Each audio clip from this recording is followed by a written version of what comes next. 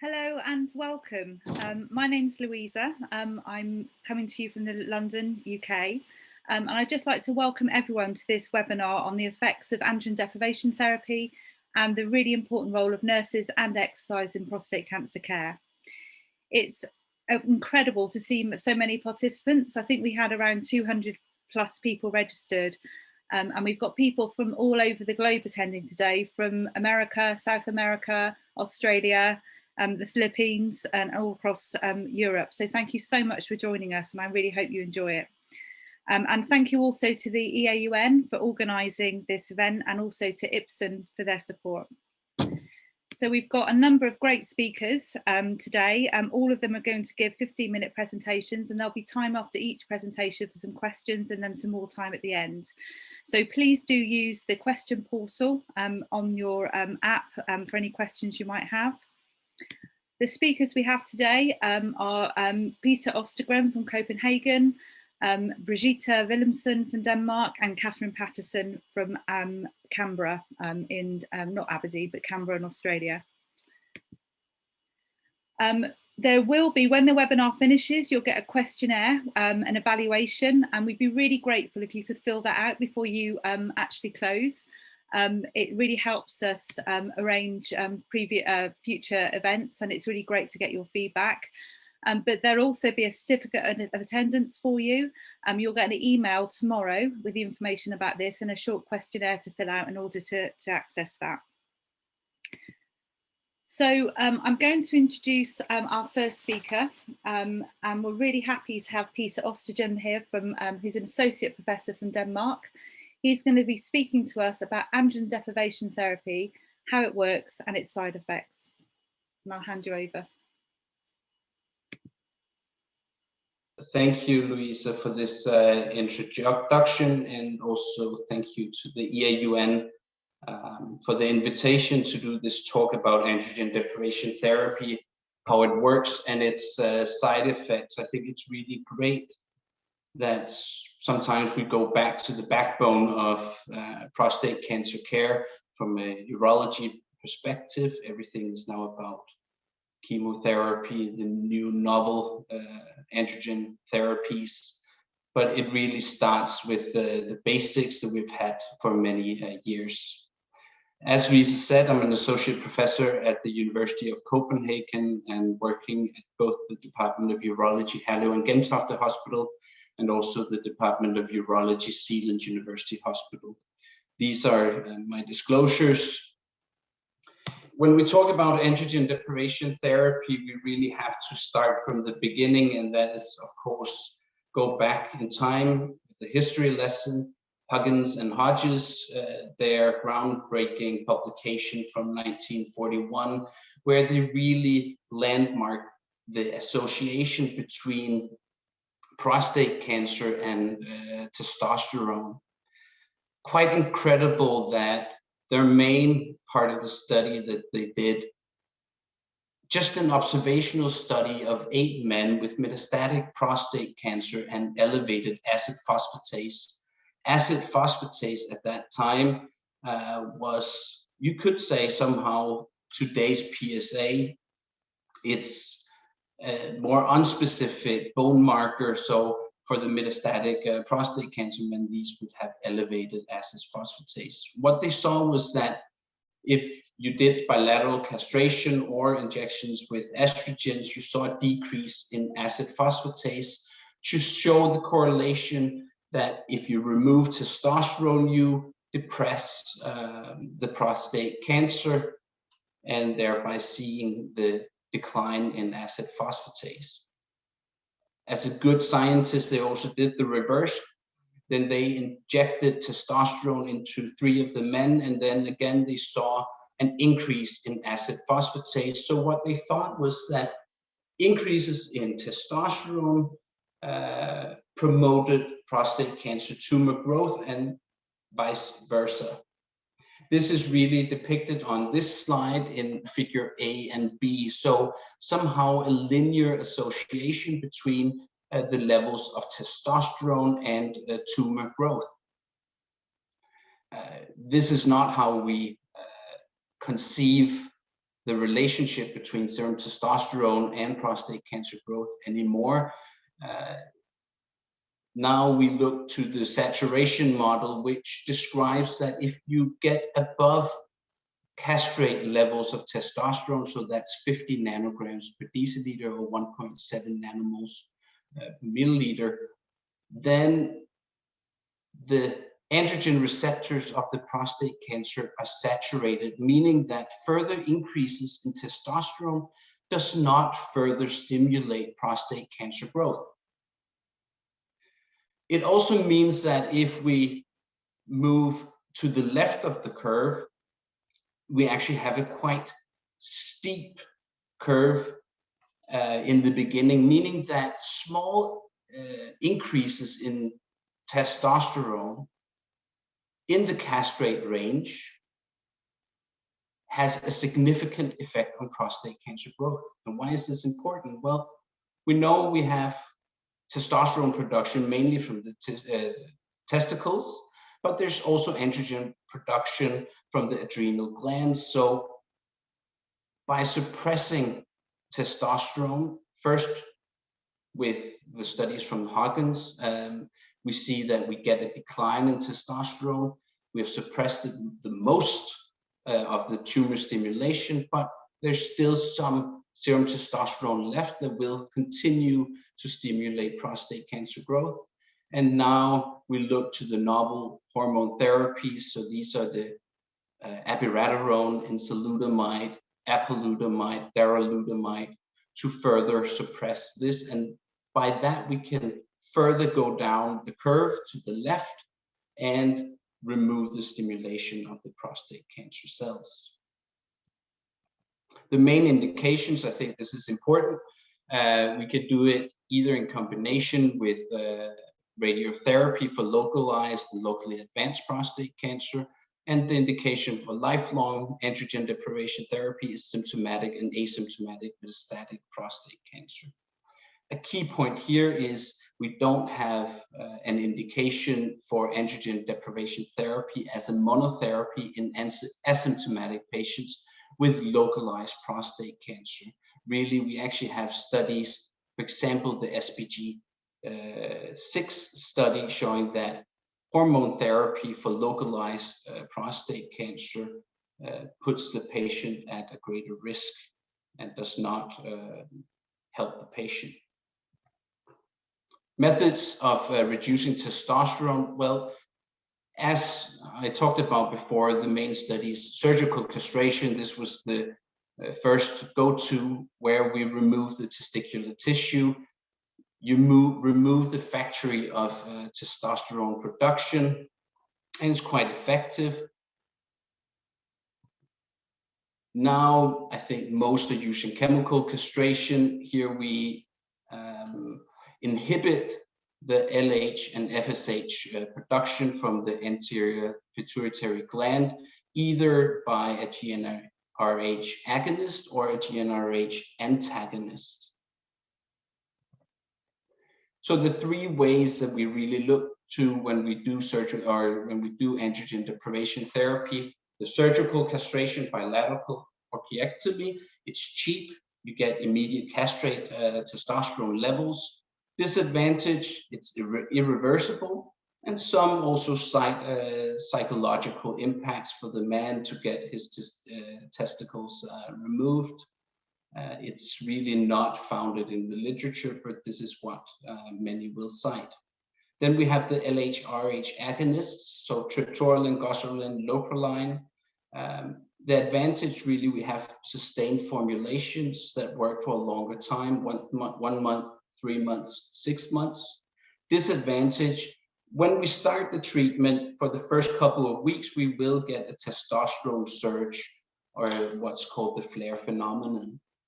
And then we also have the antagonists, so that's degarelix and also the new Lugolix. Advantage here, no testosterone surge. At the moment, we only have degarelix on the market. They only have 1 month formulation, so that's a disadvantage. Testosterone is a hormone, which means it's a substance that's released out to the bloodstream and targets one or more end organs. Testosterone in men really affects the whole body, meaning that we have androgen receptors both in the brain, we have androgen receptors in the bone marrow, the adipose tissue, bones, of course, the genitals, muscles, and skin. So we can really picture that removing such a vital hormone will have many side effects. And indeed, androgen deprivation therapy has adverse events as well, or side effects. Mainly, if we look through, many men will say they get the hot flashes, they might feel fatigue, but it goes beyond that. We see increases in fat mass and loss in lean body mass and muscle strength. We also see metabolic complications with increases in insulin resistance. These metabolic changes, both in body composition and also in insulin resistance, normally we would say, well, in the aging man, this takes probably many months or years before we see these changes. But many studies have demonstrated that with androgen deprivation therapy, we see these changes quite quickly, already within 12 weeks of treatment. So vast changes already. Then we also have changes in the bone mineral density. This is really mainly affected by when we remove testosterone, we also remove the small part of estrogen production from the man. This increases the risk of osteoporosis. Many men will also talk about loss of quality of life, fatigue, sexual and cognitive dysfunction. Importantly, we should mention that having an advanced prostate cancer, metastatic prostate cancer in itself decreases quality of life. And actually some men will feel an improvement in quality of life when the cancer comes under control. Importantly, with the androgen deprivation therapy, we create a state with sarcopenic obesity, so loss of muscle and increased fat tissue, fatigue, weak bone structure, and potential cognitive dysfunction, really leading to frailty, which is a concern, as many of our new treatments rely on having a fit man before they actually work. The last part, just to show androgen deprivation therapy, as said, there was a lot of metabolic changes. These metabolic changes are those changes that we also associate with cardiovascular disease and type 2 diabetes. And we have confirmed in a multitude of population-based studies. This is the first one published by Keating using the SEER database from the US, where they saw an increased risk of developing diabetes and also both of coronary heart disease, myocardial infarction, and sudden death. These data have been proven also in other cohorts, both Swedish and Danish and other worldwide cohorts. Furthermore, there's a whole thing about bone health. Importantly, we should acknowledge that both androgen deprivation therapy leads to osteoporosis, but also men with metastatic prostate cancer having a metastases in the bone creates an environment that leads to weak bone structures. Importantly, here we have to advocate lifestyle changes. We have to identify risk factors for fracture, because these men are at an increased risk of developing bone fractures. Risk factors, main important ones, are age and the duration of androgen deprivation therapy, but we have to look at smoking, alcohol use, corticosteroid use as well. And of course, if we see osteoporosis or diagnosed osteoporosis, we have to treat it. Lastly, just in summary, this was a very quick just run through of androgen deprivation therapy. the important part here is androgen deprivation therapy is still the backbone of treatment of metastatic prostate cancer. Now we have a lot of new treatments on the market, but they're all combined. If we look at new hormone therapies, the chemotherapies, and also local treatment with androgen deprivation therapy, the side effects include fatigue, sexual dysfunction, metabolic adverse changes, and reduced bone health. And on patient-important endpoints, we should acknowledge that ADT is associated with an increased risk of cardiovascular disease, type 2 diabetes, and bone fractures. But in these men, when used at the right indication, the side effects still outweigh the damage that having a prostate cancer does to the man, both on quality of life, but also, of course, on survival. So with that, thank you. Thank you, Peter. That was really interesting. It's a really great overview. I think we've got a couple of questions, but I'll just start with one. I think hormone therapy is a foundation treatment for so many men.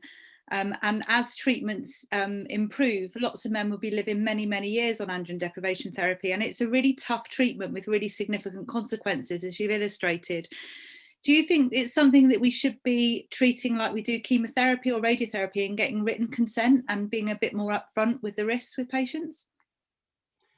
I think definitely we have to inform the patients on what they're going through and what the impact of androgen deprivation therapy has on the body.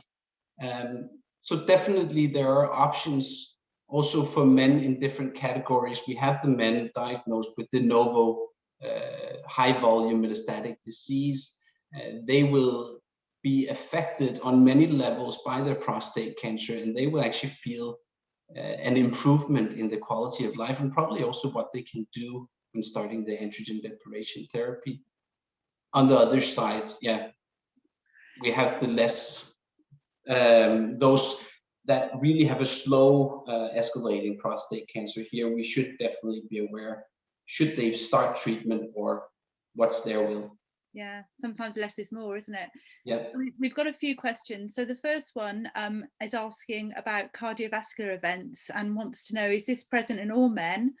Does age play a role? And what about men that already have cardiac problems? And it links in with a later question asking about whether degarelix actually reduces the risk of cardiac issues.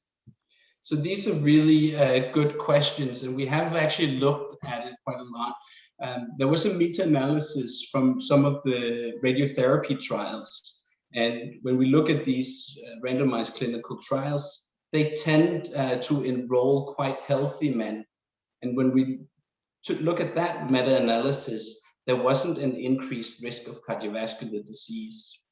So it's mainly when we have the population-based studies, and actually from the Swedish data, we saw that men with already known cardiovascular events, they were at the highest risk. And the time that they were at the highest risk was within the first 6 to 12 months. If we then talk about choosing one method of androgen deprivation therapy over the other, we don't have substantial data yet to say that one is more cardioprotective than the others. There is some data linking that men with already known cardiovascular events, they perhaps have fewer new events on degarelix compared with GnRH agonists, but definitely it's not level 1 evidence at all. So just mindful of the time, so we'll just maybe just one quick question, just to comment on, or a question of whether you think that all men starting on long-term ADT should have a bone density scan before they start. So again, this is the whole bone health. Yes, I believe that we should adhere to the EAU guidelines. They use the FRAC score, so where you can risk stratify the patient, and then I would definitely go for a DEXA scan to see the bone density. We'll come back to it. There was another a question about depression, but perhaps we'll come back to that a little bit later, particularly when we talk about some quality of life issues. But in the meantime, thank you so much, Peter. I hope you can stay and answer some more questions later. And I'm going to hand over to our second speaker, who is Brigitte Willemsen from Denmark again. Well represented, thank you. And she's going to present to us some recent evidence for exercise in patients receiving androgen deprivation therapy. Well, thank you very much for inviting me to this webinar tonight. And I'm just going to show you a bit of the recent exercise.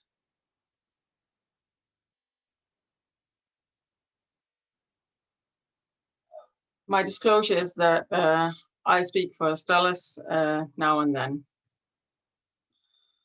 As many of you know, exercise has a lot of benefits, and in this figure you see how it works. You know, it increases muscle mass, oxygen uptake, and actually decrease blood pressure, heart rate, increase angiogenesis, and decrease insulin resistance, which is pretty good, just thinking about what Peter just said, and also decrease inflammation and increase browning. That is the aerobic exercise. And then the resistance exercise also has a lot of benefits. And again, we can look at the adverse effects to androgen deprivation therapy, which Peter just talked about. So we can see how resistant exercise also plays a quite important role, especially when it comes to increasing muscle mass and muscle strength. And also it decreases the insulin resistance. In 2010, the physical activity guideline for cancer patients was published, and in 2019 an updated version was published. A lot of exercise experts were gathered for 2 days, and they didn't come up with much new evidence, because the advice is still 150 minutes of aerobic exercise of moderate intensity, or 75 minutes of strenuous intensity mixed with 2 sessions of stretching exercises is what they recommend for all cancer survivors. And the new thing about the 2019 guideline update was that exercise training and testing is safe for cancer survivors.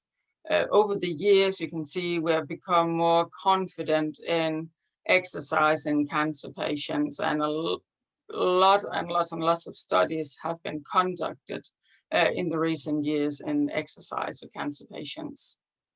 And survivors should avoid inactivity, and we see that some patients or their relatives are afraid of doing exercise because they think it might harm them, but actually it is more harmful to stay calm and not doing anything. In recent years, we have also seen a few more studies in patients with bone metastatic diseases. And according to this guideline, it also says that cancer patients with bone metastasis can be tested, just as long as you take care of where the bone metastases are situated. Just bear in mind that the bone metastases are situated in places where some testing might be harmful.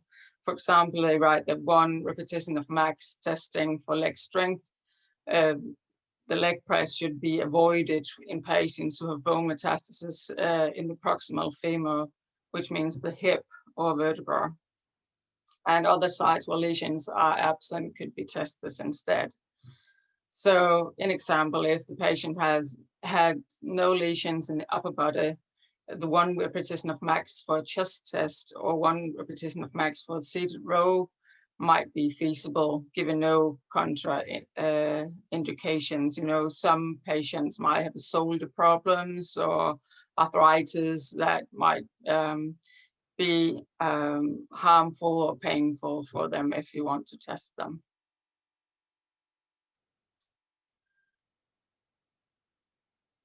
Our colleagues in Australia, Daniel Galvao and his research team, has done lots and lots of studies in prostate cancer patients in regards of exercise. They have recently published a paper where they looked at exercise and sexual function in prostate cancer patients receiving ADT. Because what we see in these patients, as Peter also mentioned, you know, they lose interest in sex, and also, of course, they become impotent. So this study investigated whether exercise could some sort of counteract this. However, after 12 weeks of resistance and strength resistance and aerobic exercise, did not make any difference. It was a randomized controlled trial. However, there was no difference between the groups after the 12 weeks. So unfortunately, exercise and the feeling of masculinity that might comes with it, it doesn't make any difference when you actually investigate sexual activity in the and sexual desire in these men. Over the recent years, we can see that it has become, researchers have become more confident when it comes to exercise in patients with bone metastasis. It hasn't been that popular previously. But again, Daniel Galvao and his team in Australia did a multimodal study with aerobic and strength exercise for 3 months. And it actually was very important that they took into account where bone metastasis was situated. So they actually found out that exercise is safe and preserves muscle mass, and actually does a lot of good when it comes to preventing or treating the adverse events to androgen deprivation therapy. So taking into account where the bone metastases are situated, they're actually able to conduct this study and proved it to be safe and effective, just taking these bone metastases into account. So it has this, in my opinion, this study is quite important because it opens the opportunity for researchers and clinicians especially to advise these patients in how to exercise.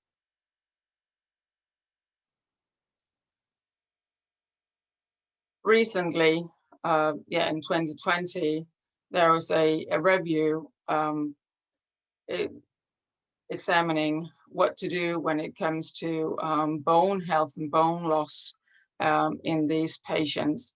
And in my opinion, this is quite a good paper to nurses, because what we nurses do is that we talk to patients about lifestyle, and we help the patients in regards of how to take care of themselves and what they can do themselves to stay healthy, and how to strengthen their body to overcome the side effects to ADT.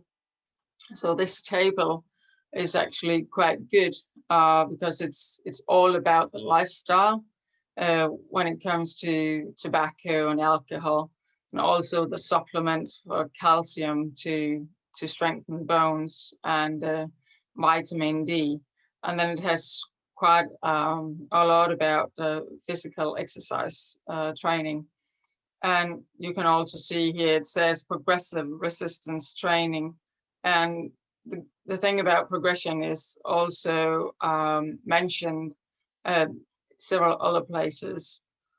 And actually, I haven't shown it in this presentation, but the EAU guideline recommends 12 weeks of supervised exercise for these men on ADT, and also with a progressive part of it.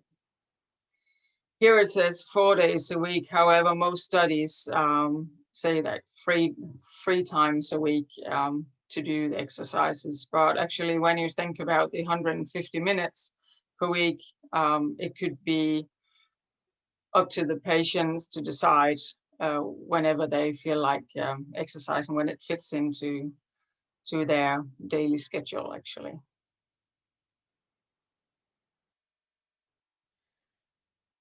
I just found this paper about yoga because yoga seems to be quite harmless to some people. For those of you who have tried yoga, it actually is quite demanding. And I don't know what these patients feel about yoga. Some men are into yoga and some men are not. But however, if we're looking at bone health in men on ADT, we just have to be a bit careful when it comes to yoga, because yoga can actually be harmful. So you have to be clear of where the bone metastases are situated and the bone status of these patients, as yoga can actually be harmful to them if it's not managed correct. So precautions and restrictions should be included when we are talking about yoga in this patient population. Looking into the future, we have a very interesting study ongoing in several study sites around the world. It's a Movember Foundation study looking at the exercise and survival among castration-resistant prostate cancer patients. It's going to be very, very interesting to see the results from this study. It's a 2-year exercise intervention, and it's looking at overall survival. So we're looking at the most sick prostate cancer patients, and we're looking at whether exercise can actually prolong their life. So it's going to be very exciting to see this. And the study is like 2 60 to 75 minute sessions of mixed resistance and aerobic exercise, and 1 30 to 45 minute session of aerobic exercise each week. So let's see how this is going to turn out. Very interesting. So just to wrap up, weekly 150 minutes of aerobic exercise at moderate intensity, or 75 minutes at strenuous intensity, and mixed with 2 sessions of stretching exercises. That is what is recommended. And we just have to be careful with the patients with bone metastatic disease. They can exercise. We just have to be aware of where the bone metastases are situated. And just be careful with exercises as yoga can be harmful if we don't take care of where the bone metastases are situated. Thank you, Brigitte. That was great. Really interesting and really useful to look at the precautions we should be thinking about, as well as the evidence to support exercise. My first question would be really that over the past few years, there's been more and more papers and evidence about the role of exercise in cancer generally, but certainly in prostate cancer. And I was just wondering, from your point of view, other than patient education, are there any other strategies that you would recommend for nurses to encourage men to take up an exercise programme? Well, the most important thing I think is that information is not enough because it's a lifestyle change. So you have to dig into what motivates them, you know, the motivational interviewing, because if you're just going to tell patients that, well, this is the cure, exercise is the cure to overcome side effects to androgen deprivation therapy, I don't think that's enough. Information won't do it. You simply have to work with the patients in regards of a lifestyle change. You have to dig a lot deeper than just giving them the information, because that's not going to change anything, I think. I agree. If education was enough, I'd be running marathons. Yeah. Oh yeah. It's definitely, yeah, I agree completely.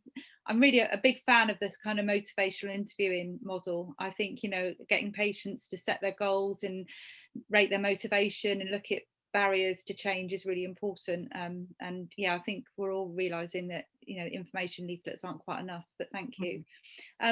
We have had a couple of questions. So one was asking your opinion about how strong you feel the evidence is in support of exercise.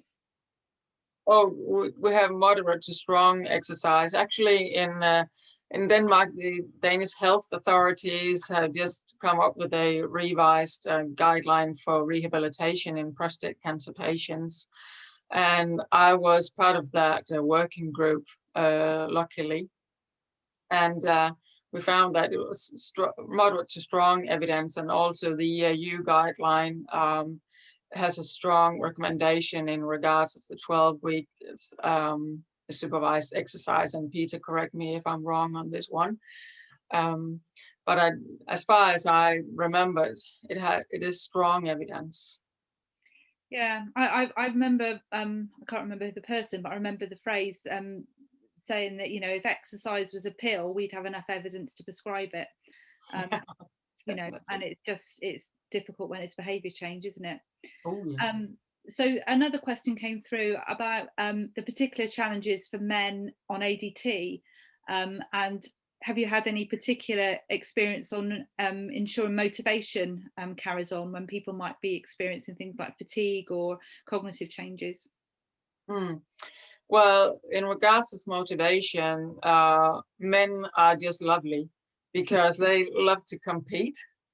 So actually, when we look at the competing point of view, show them exercise modalities that motivate them, you know, bicycling, use some sort of technology so they can actually gain points and reach goals and all that stuff.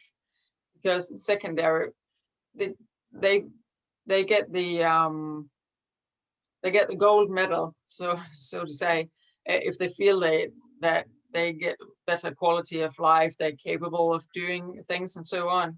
But they have to exercise long enough to reach that goal.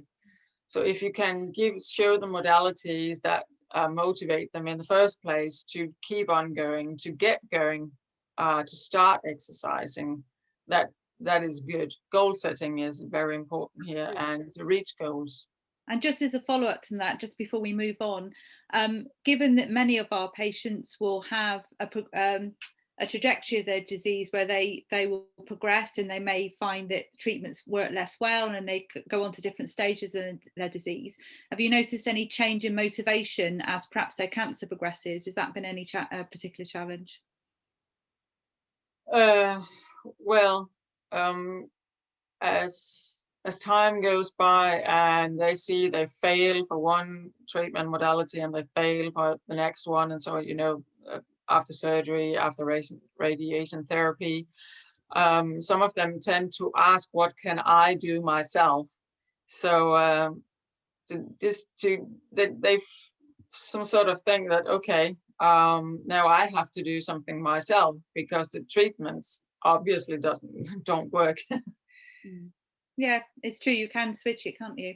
Mm-hmm. There's another couple of questions, but I'll save them to the end just because I know that Catherine's probably chomping at the bit. So thank you so much, Brigitte. And our next and final presentation is from Professor Catherine Patterson, who's speaking to us from Canberra in Australia.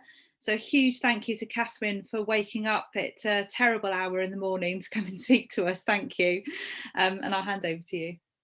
So just to say thank you so much for having me here today, and it's my honour and privilege to speak about the nurse's role in improving quality of life for people affected by prostate cancer receiving ADT.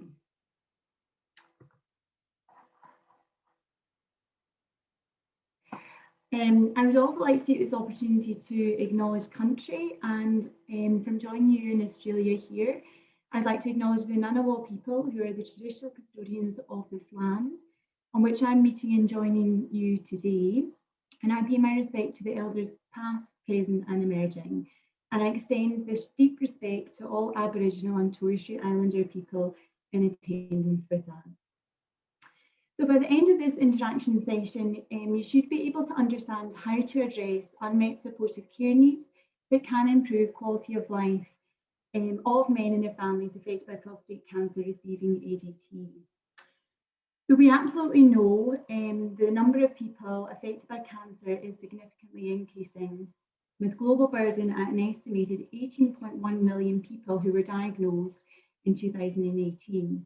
Importantly for us as healthcare professionals, evidence has underscored that we're likely to see a further increase by 11.4 million people, which means for us then that as healthcare professionals involved in the delivery of cancer care, we're going to have to look at our services and how we're going to support many, many more patients who are requiring optimised supportive care in our services locally, nationally, and indeed internationally. I also just want to touch on the importance in the context of which I'll go on to speak about, of the importance of clinical academic nursing, which really frames the research that I'm going to speak about and share with you today. So clinical academics are clinically active health researchers. They work in health and social care as clinicians to improve, maintain and recover health, while in parallel researching new ways of delivering better outcomes for the patients that they care and treat. Often clinical academic nurses work in clinical practice, but also in higher education institutes, and they remain clinically active, which means that the research that they do is grounded in the day-to-day issues of the patients and the service. Fundamentally, clinical academic nursing allows nurses to combine clinical and research practice rather than choosing between the two. So it's important to note that the research in which I'll embed around meeting the unmet supportive care needs was embedded within this frame of clinical academic prostate cancer specialist nursing. So I would just like to take this opportunity for you, to each of you think and reflect, what does supportive care mean for you, and how do you go about delivering it in your clinics when you see patients? And I want to share with you a definition that I use often in my work, which really is defining supportive care as a person-centered approach to the provision of necessary services for those living with or affected by cancer to meet their informational, spiritual, emotional, social, physical needs during diagnosis, treatment, follow-up phases, including issues of health promotion and prevention, survivorship, palliation, and bereavement. So when we're thinking about this definition of supportive care, it really requires that multimodality, person-centered approach, which is easy for us to say on paper, and it's easy for me to speak about it, but actually as nurses, how do we actually go about implementing that to ensure that we're actually meeting the needs of our patients in our clinics? So despite national and international cancer reforms, which are driven to find alternative models of care, evidence continues to underscore that men affected by prostate cancer, particularly receiving ADT, continue to grapple with a range of unmet supportive care needs internationally. And this really is paramount and comes into the really important opportunity of having effective consultations in delivering person-centered supportive care across that whole cancer care continuum.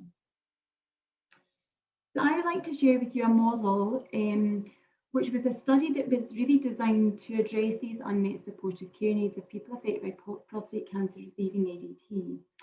So we developed a multimodal supportive care intervention called Thriver Care, and it was designed and tested through a randomized controlled trial. As I mentioned, Thriver Care was developed to address these unmet supportive care needs concern, normalise follow-up treatment experience, and move towards prostate cancer thrivership. We tested the hypothesis that Thriver Care intervention would improve supportive care, improve psychological outcome, quality of life, and also self-management, self-efficacy in comparison to patients and their partner caregivers receiving standard care. So Thriver Care was a nurse-led intervention that comprised of 4 main components: Thriver Care educational materials, holistic needs assessment, individualised self-management care plans, and a Thriver Care group-based seminar. All of the intervention associated materials were developed in consultation with members of the multidisciplinary team and also with patient representatives. I'm not going to spend too long on this slide, but just to give you an overview that this trial was delivered in 4 NHS hospitals in Scotland. A total of 38 participants with radiologically proven metastatic prostate cancer and 10 partner caregivers were recruited. We included men who had radiologically proven metastatic prostate cancer receiving ADT. I've mentioned the primary outcome, which was looking at addressing the prevalence of unmet supportive care needs at 3 months post-intervention. We also embedded a qualitative component, and we conducted 33 semi-structured interviews with men and also importantly with members of the multidisciplinary team. So this provides an overview of this study. And as you can see, standard care in this context, given the different contexts that we work across Europe, America, Australia, the current standard of care in which this study was based was that patients were given a written information booklet. They didn't have access to holistic needs assessment or indeed supported self-management seminars. In the intervention arm, the self-management seminar included an introduction to hormone therapy and potential side effects, how to manage these side effects, managing emotions and mind changing, speaking about intimacy and interventions related to erectile dysfunction, nutrition and lifestyle advice, exercise and nutrition, finance and benefits, relaxation and stress management, signposting to community-based services, an opportunity for open question session with members of the multidisciplinary team. And they were also given an evidence-based self-management information booklet. They also had the integration of holistic needs assessment, and they were provided with tailored evidence-based supported self-management care plans. So the model of consultation in the intervention arm was embedded by the prostate cancer model of consultation. So for us as healthcare professionals, as nurses, consultation provides structure for very complex interactions in modern healthcare. Each consultation with a patient and their family is exceptionally unique and provides the specialist nurse with a very privileged glimpse into a person's life and concerns at that moment.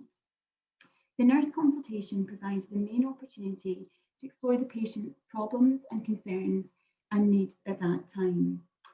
So this was a theoretical model that informed the Thriver Care intervention. And as you can see, it clearly delineates the man and his caregiver, spouse, partner at the centre of this hub as the most important focus. The prostate cancer nurse provides the hub of survivorship care clearly and safely embedded within the wider multidisciplinary team, with clear role distinction, but also overlaps. So for example, the urological surgeon may be involved with the surgery in itself, but the specialist nurse often takes the leadership on managing the after effects and consequences of treatment. So as you can see here, each individual patient and their family is exceptionally unique because we all have different demographic, culture, religion, health levels of health literacy. So we're all very different, and that has to be taken into account in order to safely and effectively deliver person-centred care. As prostate cancer specialist nurses, we work in partnership with our patients and their loved ones. We use our interpersonal skills, communication, we build trust, care, compassion and empathy. We gather information in our consultation. Through holistic needs assessment, we may provide physical examinations, coordinate investigations. We may also perform diagnostic tests. We ask questions to gather a really detailed clinical history. We also use problem-solving skills to negotiate and tailor individual care plans that are supported by evidence-based self-management advice, and we provide shared understanding to optimise health promotion through healthy lifestyle changes. We document, we prescribe, and we record keep. But also importantly, we safety net and we ensure clear care coordination and follow-up care. We provide clarification and we always continually to reflect on our practice. So this is our theoretical model that we used in the context of thriver care. And as you can see, this is a model that can be applied across the whole cancer care continuum, from diagnosis all the way through to end of life, palliation and bereavement care.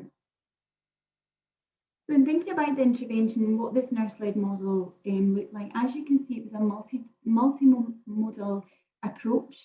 And the prostate cancer model, and we also produced evidence-based guidelines that really informed what these interventions were going to be.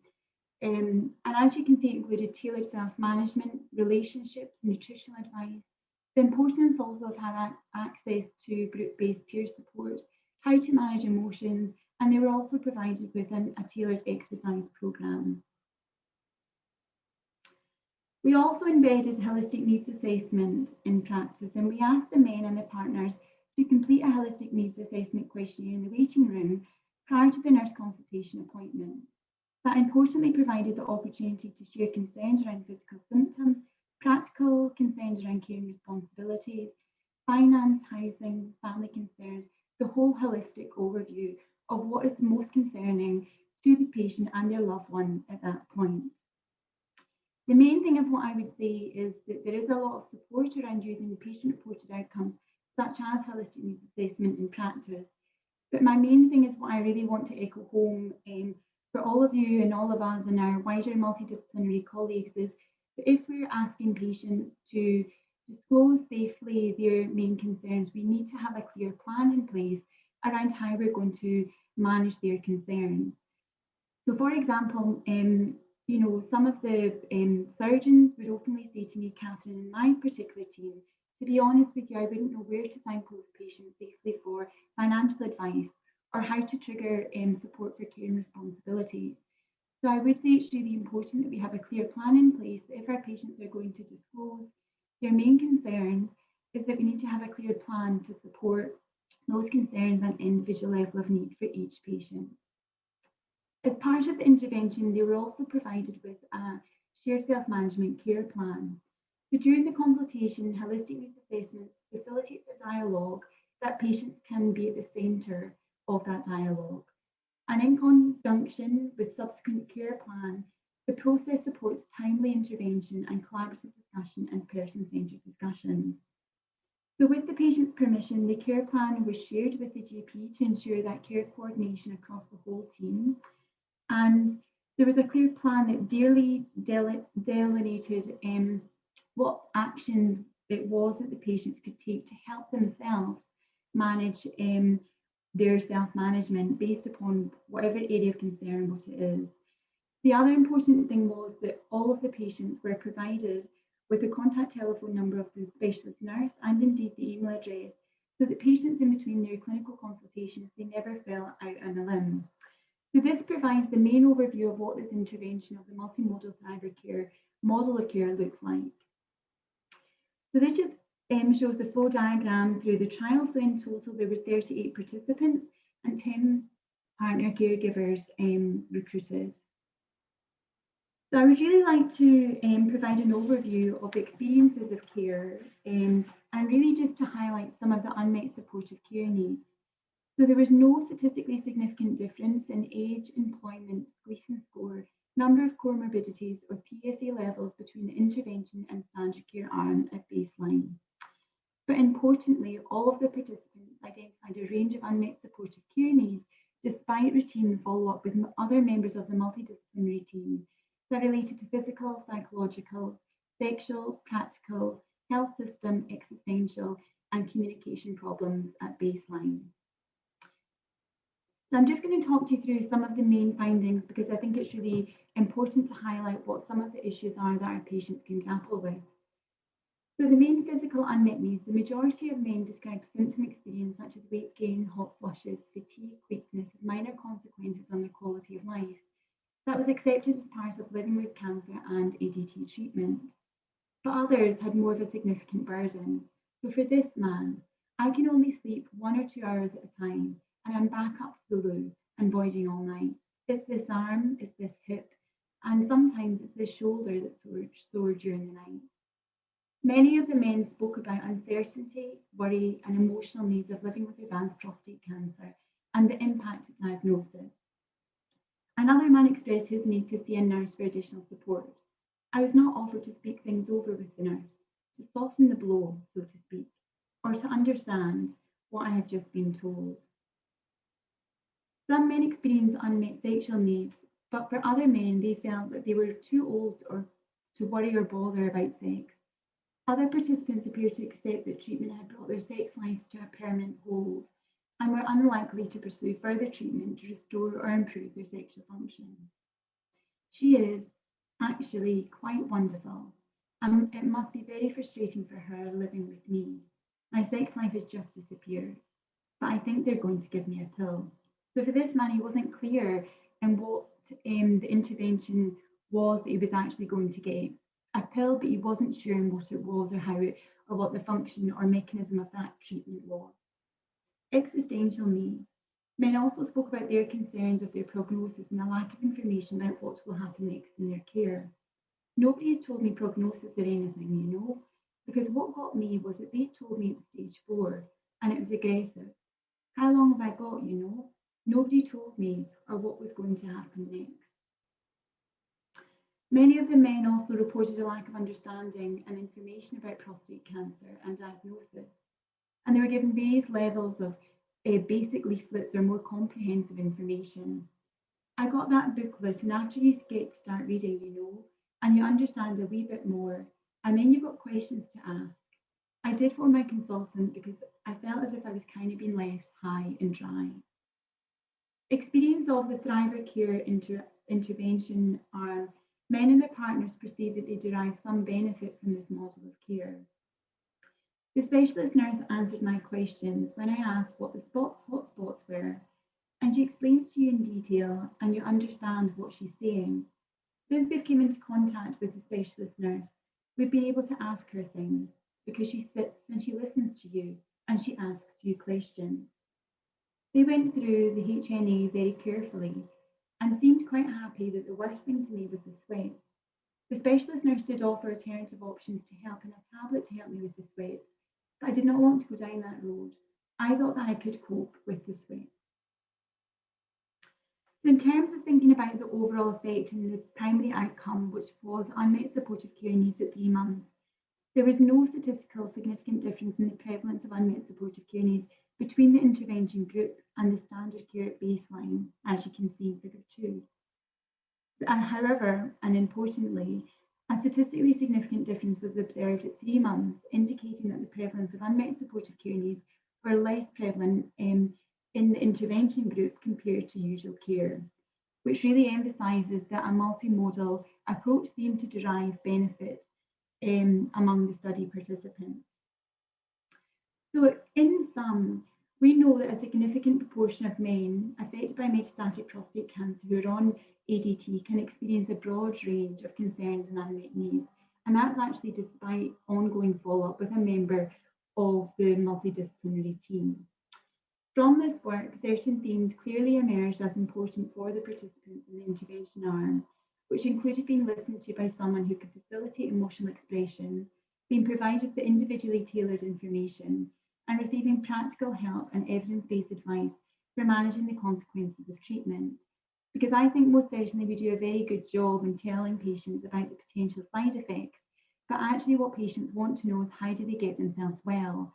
How do they really optimize their overall quality of life to manage these side effects?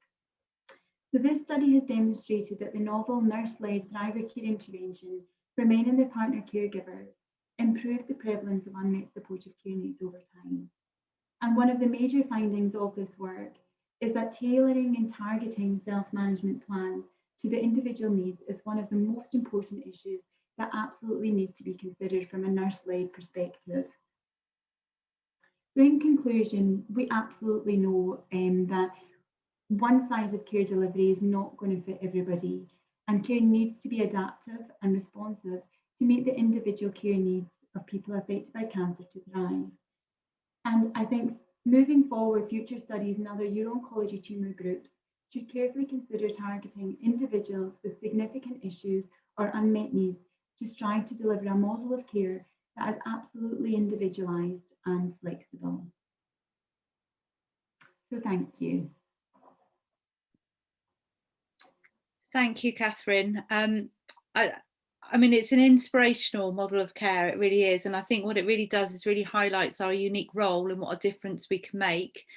I'm mindful of the time, and I'd certainly like to ask you probably over about a dinner and a few drinks about the challenges that you might have felt or been made aware of in terms of implementation, but that might be something for another meeting.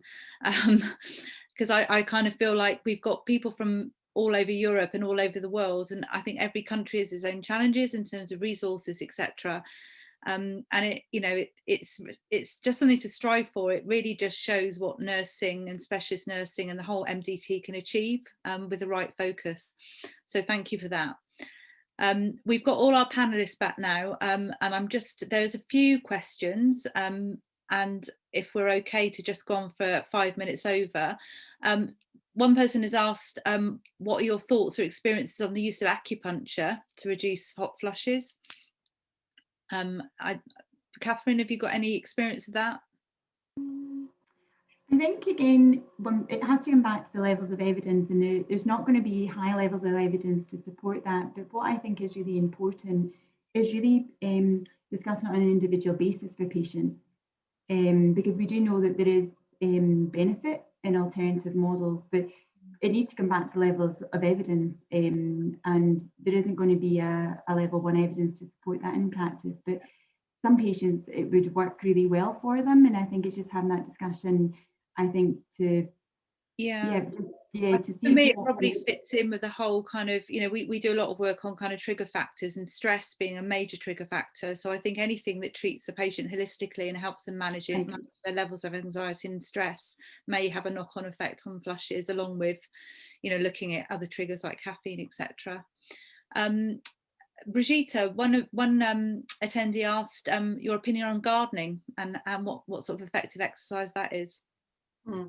Well, the Danish Health Authority is actually considered gardening as a type of exercise. So just imagine that you pull down trees and you do weeding and all that stuff, and you carry on buckets and loads of dirt and all that stuff and weeds and so on. So yeah, well, that gardening is considered a type of exercise according to the Danish health authorities anyway. Yeah. Perhaps not sitting in the garden, but working in the garden. Oh. Moving the lawn and all that stuff. Yeah, absolutely. Okay, well, I'm just mindful of the time, and I think we could probably carry on discussing this for another hour or two, but I'm sure people have got dinner to have and things to do. So thank you so much. I think it's been really great to hear about the information about ADT, the evidence around exercise, but also just get a taster of what we can achieve just by considering all these things and really thinking about the holistic care of patients. It's never going to be enough time because it's a difficult therapy with many consequences, both physical, psychological and emotional, but it's great to just get the conversation starting. So thanks so much to all the speakers. Thank you to the EAUN and to Ipsen for their support. And just to remind all attendees, an evaluation form will flash up as soon as the webinar closes. So please do take some time to fill that out so we can plan future events. And you'll get an email tomorrow with a questionnaire and links to your certificate of attendance and your professional development points. So thank you so much for attending and enjoy the rest of your evening and hope to see you soon.